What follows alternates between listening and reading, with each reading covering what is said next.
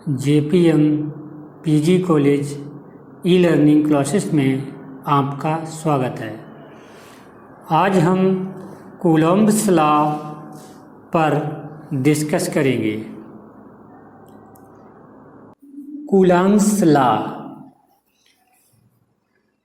French scientist Charles coulomb ने सन 1736 से लेकर 1806 के बीच किन्हीं दो इलेक्ट्रिक चार्जेस के बीच इलेक्ट्रिकल अट्रैक्शन और रिपल्शन को मेजर किया और इसके पश्चात उन्होंने एक नियम को प्रतिपादित किया। इसी नियम को हम कूलम्ब के नाम के अकॉर्डिंग कूलम्ब्स लॉ कहते हैं। कूलम्ब के अनुसार किन्हीं दो स्टेशनरी पॉइंट चार्जेज के बीच कार्य करने वाला फोर्स उन दोनों चार्जेज के प्रोडक्ट के डायरेक्टली प्रोपोर्शनल होता है और उन दोनों चार्जेज के बीच डिस्टेंस के स्क्वायर के इन्वर्सली प्रोपोर्शनल होता है। इसे कूलम्ब का नियम कहते हैं। यदि हमने मान लिया कि कोई दो चार्ज Q1 और Q2 हैं और यह दोनों एक दूसरे से डिस्टेंस r पर रखे हुए हैं, तब इन दोनों चार्जेज के बीच कार्य करने वाला फोर्स यदि F हो तो F is directly proportional to Q1 into Q2 upon R square के होता है। चूँकि यहाँ पर यह प्रोपोर्शनल का साइन है, जब हम इसको रिमूव करेंगे तब एक कांस्टेंट आता है और यहाँ पर वह कांस्टेंट K आता है। In this way we can write F equal to K into Q1 Q2 upon R square, जहाँ भाई Q1 Q2 चार्जेज हैं और R दोनों चार्जेज के बीच दूरी है तथा K एक कांस्टेंट होता है जिसे कूलम्ब कांस्टेंट कहते हैं, जिसे कूलम्ब का नियतांक कहते हैं, जिसकी value K equal to 9 into 10 to the power 9 newton metre square पर कूलम्ब स्क्वायर होती है।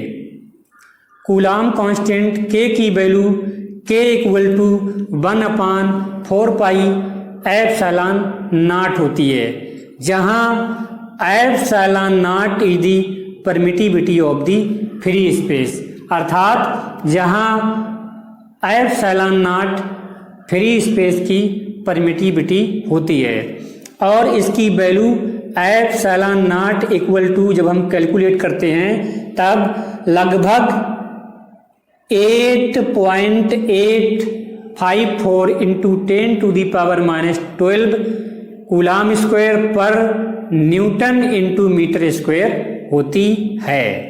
Then finally the coulomb's law can be written as F equal to 1 upon 4 pi epsilon naught into Q1 Q2 upon R square.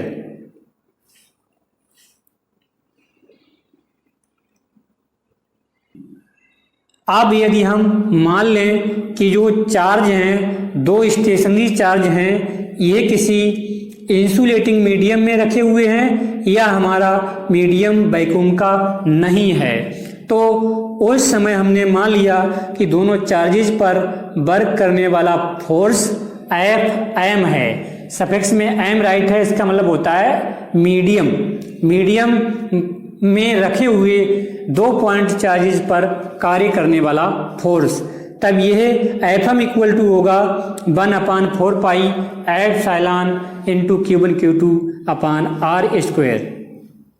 इस फार्मूले और इस फार्मूले में कोई अंतर नहीं है, सिर्फ अंतर है इस परमिटिविटी का क्योंकि इस फार्मूले में दोनों चार्ज वैक्यूम में रखे हुए हैं, तब हमने वैक्यूम या फ्री स्पेस की परमिटिविटी ली। और इस फार्मूले में हमने परमिटिविटी ऑफ द मीडियम ली, क्योंकि दोनों पॉइंट चार्जेज हमारे किसी मीडियम में रखे हुए हैं।